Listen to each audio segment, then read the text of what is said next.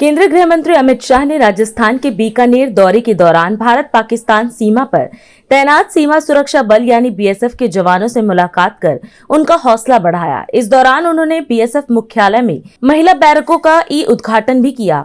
कार्यक्रम को संबोधित करते हुए अमित शाह ने कहा कि सरकार ने जेंडर न्यूट्रल व्यवस्था के तहत देश की बेटियों को हर क्षेत्र में अवसर देने का संकल्प लिया है।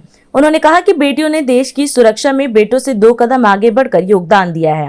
गृह मंत्री ने कहा कि वर्ष 2030 तक महिला जवानों के लिए सभी आवश्यक सुविधाएं सुनिश्चित की जाएंगी। उन्होंने बताया कि राजस्थान में लगभग 40 करोड़ रुपए की लागत से 79 बैरकों को स्वीकृति दी गई है, जिनमें से 66 बैरकों का कार्य पूरा हो चुका है, जबकि शेष पर काम जारी है। मित्रों, आज कार्यक्रम तो आपकी चौकी का विजिट का था, मगर मेरे हाथों से महिला बैरकों का उद्घाटन भी कराया है। जब हमने ये तय किया कि जेंडर न्यूट्रल तरीके से हर काम में हमारे देश की बेटियों का सहयोग लिया जाएगा, इनको मौका दिया जाएगा, तब एक विवाद था कि बॉर्डर की सुरक्षा में बेटियां क्या कर सकती है और उनकी सुविधाओं का क्या।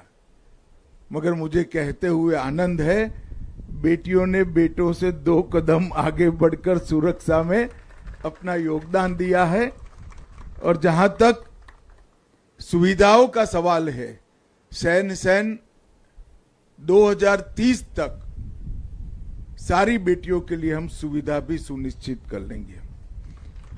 राजस्थान में 79 बैरक स्वीकृत हुए हैं, लगभग 40 करोड़ के खर्चे से। उसमें से 67 बैरक आज जो 14 लोकार्पित हुए, इसके साथ 67 बैरक का काम समाप्त हो गया है। अब सिर्फ 12 बैरक बाकी है, जिनका कार्य प्रगति पर है। और मैं आशा रखता हूं कि कुल मिलाकर बीएसएफ जिन सीमाओं की चौकी करती है, निगरानी करती है, वो सीमाओं पर 380 और 360 बैरक 200 करोड़ के खर्चे से बनने थे। ये समाप्त होने के बाद हमारी बेटियों के लिए यहां ड्यूटी करना बहुत सुविधापूर्ण होगा। मैं बीएसएफ के जवानों का ऑपरेशन सिंदूर के दौरान जो प्रदर्शन रहा, उसकी भी भूरी प्रशंसा करना चाहता हूं। हर जगह पे जहां मोर्चा संभाला था बीएसएफ ने, वो डट कर रहे, न केवल डट कर रहे, सीमांत जिलों के नागरिकों का हौसला बनाए रखने में भी बीएसएफ ने बहुत बड़ा योगदान किया। और जहां जरूरत पड़ी, वहां पाकिस्तान को मुंह तोड़ जवाब देने का काम भी बीएसएफ के जवानों ने किया, जो आपकी हमेशा की परंपरा है। मित्रों, आज मैं ऐतिहासिक चौकी सांचू पर आया हूं। मेरे मन में कितने ही समय से एक इच्छा थी कि सांचू चौकी को एक बार देख कर आए।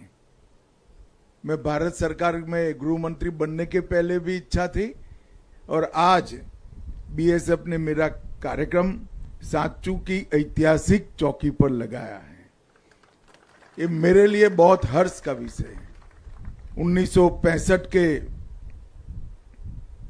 पाक भारत युद्ध में उस समय सांचू की आबादी उस समय भी 500 से ज्यादा थी, और आरएसी की चौकी यहां से लगभग 25 किलोमीटर पीछे थी।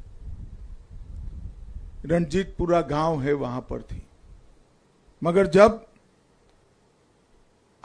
3 आरएसी और 13 ग्रेनेडियर के जांबाज जवानों ने सूचना मिली कि सांचू पर कब्जा करने के लिए पाकिस्तान ने शुरुआत करी है, तब भीषण हमला कर सांचू को भारत की सीमा में रखने का काम हमारे जवानों ने किया था और पाकिस्तान को पीठ दिखाकर यहां से भागना पड़ा था।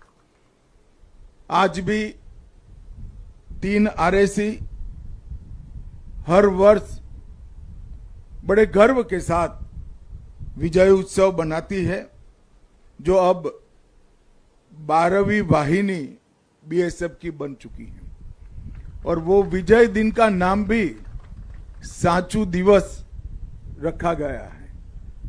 ये पोस्ट भारत के युद्धों के इतिहास में स्वर्णिम अक्षरों से अंकित है। आज मैं भी वही भूमि पर खड़ा रहकर आपसे बात कर रहा हूं। ये मेरे लिए बहुत बहुत आनंद का विषय है मित्र। आज हम इस कार्यक्रम में आपसे विदा लेते हैं। आप अन्य खबरों के लिए बने रहे। राष्ट्र सर्वप्रथम, वंदे मातरम, जाग उठा है भारत। राष्ट्र सर्वप्रथम, राष्ट्र सर्वप्रथम, राष्ट्र सर्वप्रथम, राष्ट्र सर्वप्रथम।